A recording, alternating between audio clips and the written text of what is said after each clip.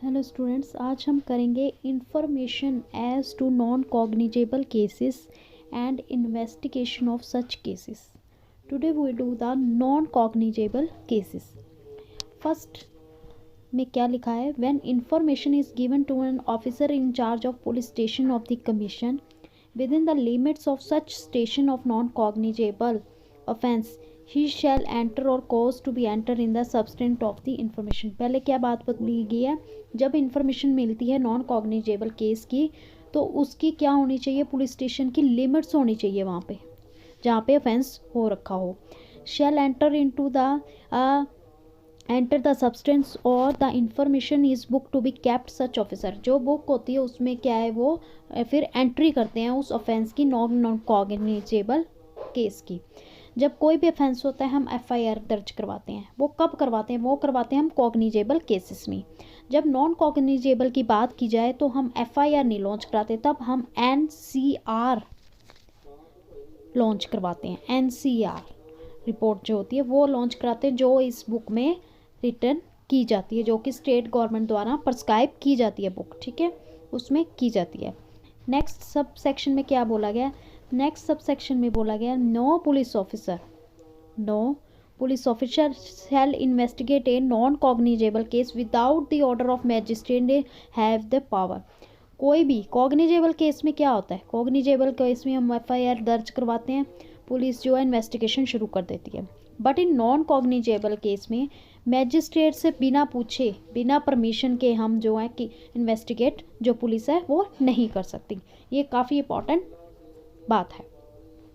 Third sub section में क्या बोला गया?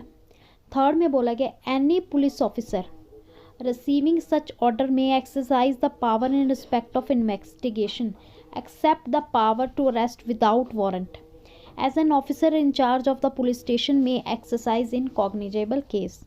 इसमें एक और बात की जाती है कि जो ऑर्डर होता है तभी इन्वेस्टिगेशन की जाती है। पहली बात तो मैजिस्ट्रेट से, अगर मान लीजिए कॉग्निजेबल में तो ऑर्डर की ज़रूरत नहीं होती, इन्वेस्टिगेट पुलिस वाला खुद ही करता है जब एफआईआर लॉन्च हो जाती है।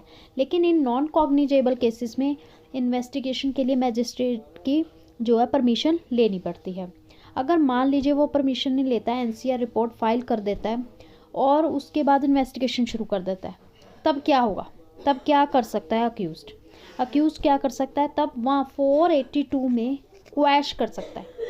क्या कर सकता है? 482 में जो ये इन्वेस्टिगेशन हो रही है उसको क्वैश कर सकता है। और कब कर सकता है? पुलिस रिपोर्ट फाइल होने से पहले पीआर जो होती है 172 के 3 क्लॉज में होती है पीआर, पुलिस रिपोर्ट सबमिट की जाती है मैजिस्ट्रेट को, उससे पहले अगर वो इन्वेस्टिगेट कर ले, क्वैश करवा ले 482 में, तब ये जो है रिपोर्ट जो है क्वैश, इन्वेस्टिगेशन जो है क्वैश हो जाती है।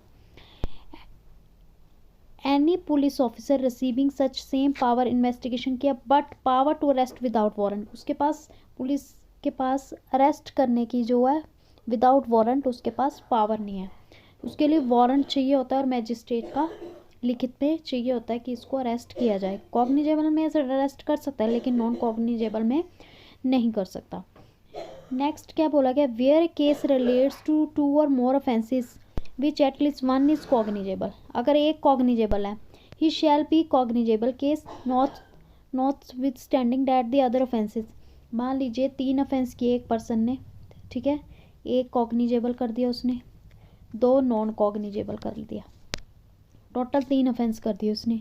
अगर एक भी कॉग्निजेबल ऑफेंस है तो वो माना जाएगा, it shall be deem to be a cognizable offences की कैटेगरी में आ जाएगा। कॉग्निजेबल केस लगेगा उस पर, ठीक है। उनमें से एक भी अगर ऑफेंस इंक्लूड है कॉग्निजेबल, चाहे उसने 2 नॉन कॉग्निजेबल किए हैं, तो कॉग्निजेबल ऑफेंस माना जाएगा।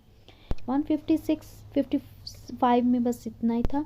इसमें इंफॉर्मेशन बताए नॉन कॉग्निजेबल केसेस के रिगार्डिंग बताया गया। इसमें मेन बात तो यही है कि मैजिस्ट्रेट की परमिशन के बिना हम इसमें पुलिस वाला कुछ नहीं कर सकता। और सेकंड थिंग इज इसमें एनसीआर रिपोर्ट फाइल होती है, ना कि एफआईआर। That's it.